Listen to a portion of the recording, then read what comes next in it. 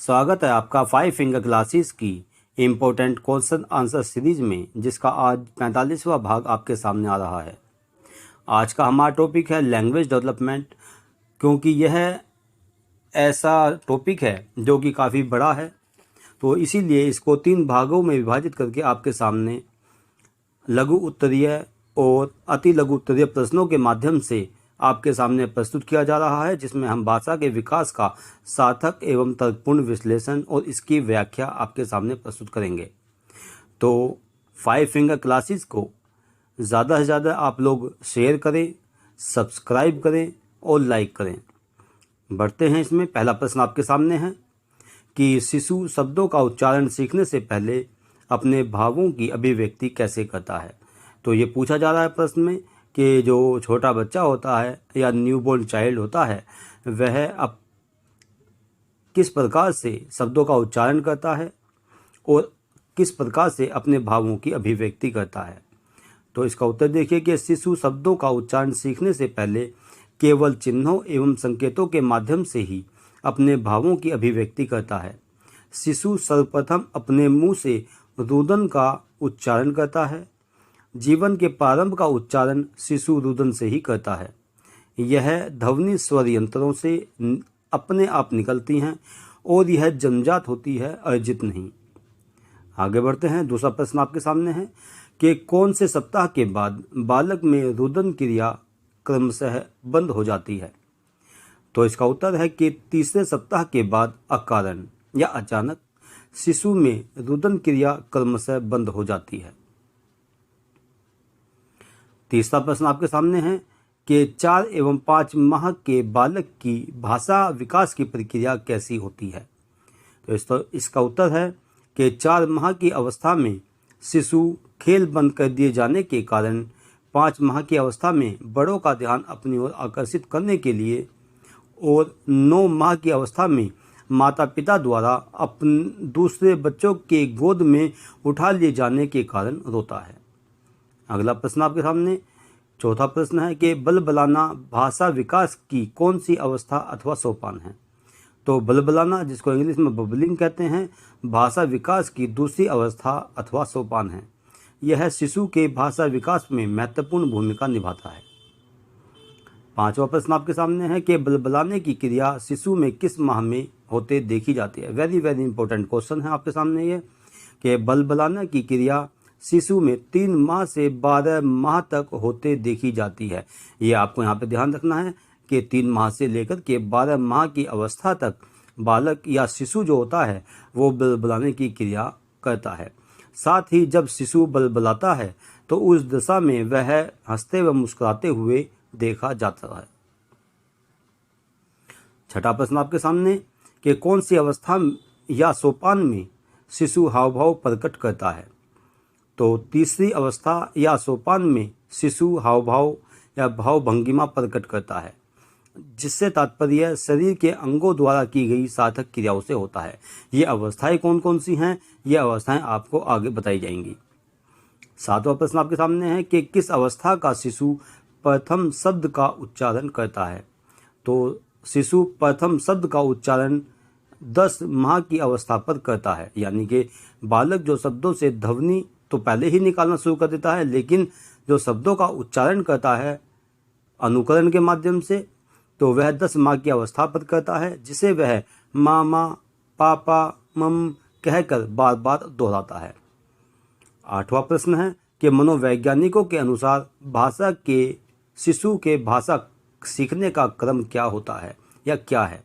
तो इसका उत्तर है, या ध्यान से देखिएगा यहाँ पर, कि मनोवैज्ञानिक स्मिथ के अनुसार शिशु में 10 माह का होने पर 1, 12 माह का होने पर 3, 15 माह का होने पर 19, 18 माह का होने पर 22, 21 माह की आयु में 118, 2 वर्ष का होने पर 275, 4 वर्ष की आयु में 1540, 5 वर्ष की आयु में 2072 और 6 वर्ष का होने पर 2562 शब्द बोलता है। ये ध्यान रखिएगा आप लोग कि मनोवैज्ञानिक स्मिथ के अनुसार ये क्लासिफिकेशन दिया हुआ है, ये भाषा विकास के सीखने का क्रम दिया हुआ है, या ये मान लीजिए यहाँ पे देखिएगा कि शिशु जो है किस अवस्था में कितने शब्दों को बोलना सीख लेता है, ये इसका क्रम दिया हुआ है। लेकिन ये मनोवैज्ञानिक स्मिथ के अनुसार है। अलग अलग देशों, वहाँ की भाषा, संस्कृति और क्रिया या सामाजिक स्थिति के अनुसार ये जो सीखने का क्रम है और जो प्रत्येक आयु में जो शब्दों की संख्या दी हुई है, ये हर देश के लिए वहाँ की संस्कृति और वहाँ की सामाजिक व्यवस्था के अनुसार अलग अलग हो सकती है। अगला प्रश्न देखिए, शिशु अपने संवेगों की अभिव्यक्ति किस रूप में करता है? तो इसका सही उत्तर है कि शिशु संवेगिक अभिव्यक्ति का प्रदर्शन रुदन द्वारा, संकेतों द्वारा, रोकर, हंसकर, खिलखिलाकर आदि रूपों में करता है। 10वां प्रश्न आपके सामने है कि किस आयु का बालक अपने संवेगों की अभिव्यक्ति करने लगता है? तो 1 वर्ष का बालक अपने संवेगों की स्पष्ट अभिव्यक्ति करने लगता है। 11वां प्रश्न आपके सामने है कि भाषा अवबोध की प्रक्रिया कब प्रारंभ होती है? तो दोस्तों और प्रिय छात्र छात्राओं, भाषा अवबोध की प्रक्रिया शेषावस्था में प्रारंभ होती है। ये भी वेरी इंपॉर्टेंट प्रश्न आपके सामने हैं। हालांकि सभी प्रश्न इंपॉर्टेंट है जो मैंने यहाँ पर सीरीज में लिए हैं, लेकिन कुछ प्रश्न ऐसे होते हैं जो बार बार रिपीट होते रहते हैं। तो भाषा अवरोध की जो प्रक्रिया है वो शेषावस्था में प्रारंभ होती है। भाषा अवरोध की प्रक्रिया में बालक दूसरे व्यक्तियों के द्वारा प्रयोग की गई भाषा को ग्रहण करके उसका वैसा ही उच्चारण करने का प्रयास करता है। 12वां प्रश्न आपके सामने है कि भाषा शब्दावली का निर्माण करना बालक कब सीखता है? तो इसका उत्तर है कि भाषा शब्दावली का निर्माण करना बालक शेषावस्था में सीखता है। शेषावस्था, जैसे कि पहले भी लेक्चर में मैंने आपको कई बार बताया है कि वह अवस्था जो कि जन्म से 6 वर्ष तक की होती है, शेषावस्था होती है। तो यहाँ पर शब्दावली निर्माण के अंतर्गत बालक अपने स्वयं की शब्दावली का निर्माण करना सीखता है, जिसमें वह विभिन्न शब्दों को सीखता है तथा साथ ही साथ उसका अर्थ भी ग्रहण करना सीखता है। 13वां प्रश्न आपके सामने है कि 1 वर्ष का बालक लगभग कितने शब्दों का प्रयोग करना सीख लेता है? तो 1 वर्ष का बालक लगभग 10 शब्दों का प्रयोग करना सीख लेता है। अगला प्रश्न आपके सामने है कि 18 माह का बालक लगभग कितने शब्दों को बोलना सीखना प्रारंभ कर देता है? तो 18 माह का बालक लगभग 30 शब्दों को बोलना सीखना प्रारंभ कर देता है। अगला प्रश्न आपके सामने है कि 2 वर्ष का बालक का शब्द भंडार कितने शब्दों का हो जाता है? तो 2 वर्ष के बालक का शब्द भंडार 200 से 300 शब्दों का हो जाता है। 16वां प्रश्न आपके सामने है कि किस आयु का बालक शब्दों को मिलाकर वाक्य बनाना सीखने लगता है? तो इसका उत्तर है कि जब बालक 2 वर्ष का हो जाता है तो वह शब्दों को मिलाकर वाक्य बनाना सीखने लगता है। इसी के साथ साथ बालक में वाक्य संगठन की प्रक्रिया प्रारंभ हो जाती है। 7वां प्रश्न आपके सामने है कि किस आयु का बालक संज्ञाओं और क्रियाओं को मिलाकर एक संपूर्ण वाक्य बनाना सीखता है? तो जब बालक 2.5-3 वर्ष का हो जाता है तो वह संज्ञाओं और क्रियाओं को मिलाकर एक संपूर्ण वाक्य बनाना सीखता है। 18वां प्रश्न आपके सामने है कि किस वर्ष का होने पर बालक वाक्यों को सही ढंग से बोलना सीख जाता है? तो 5 वर्ष की आयु में आते आते बालक वाक्यों को सही ढंग से बोलना सीख जाता है। 19वां प्रश्न आपके सामने है कि भाषा विकास के किस चरण या सोपान के अंतर्गत बालक शब्दों और वाक्यों का सही उच्चारण करना सीखते हैं? तो इसका उत्तर है कि चौथे सोपान सही उच्चारण के अंतर्गत, जो चौथा सोपान है उसका नाम है सही उच्चारण। तो इसके अंतर्गत बालक शब्दों और वाक्यों का सही उच्चारण करना सीख जाते हैं।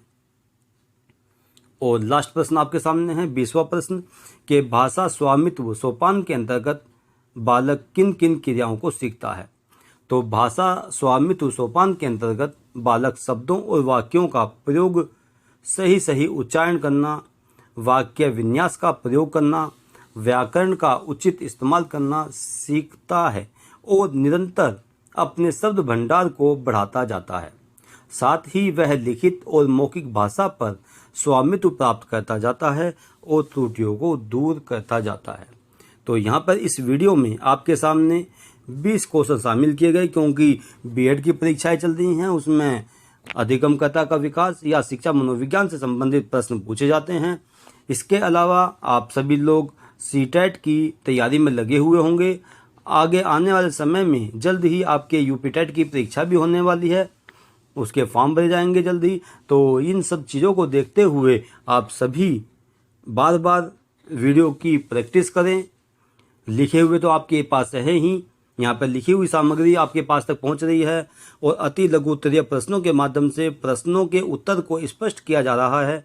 तो मैं समझता हूँ कि इतनी अच्छी ढंग से जो आपको ये पीडीएफ, जो कि प्रिंटेड पीडीएफ है, आपको मिल रही है, तो कहीं और किसी चैनल पर शायद ना मिल पाए। तो आप सभी लोग इस वीडियो को ज़्यादा से ज़्यादा शेयर करें, लाइक करें और सब्सक्राइब करें। जय हिंद, जय भारत।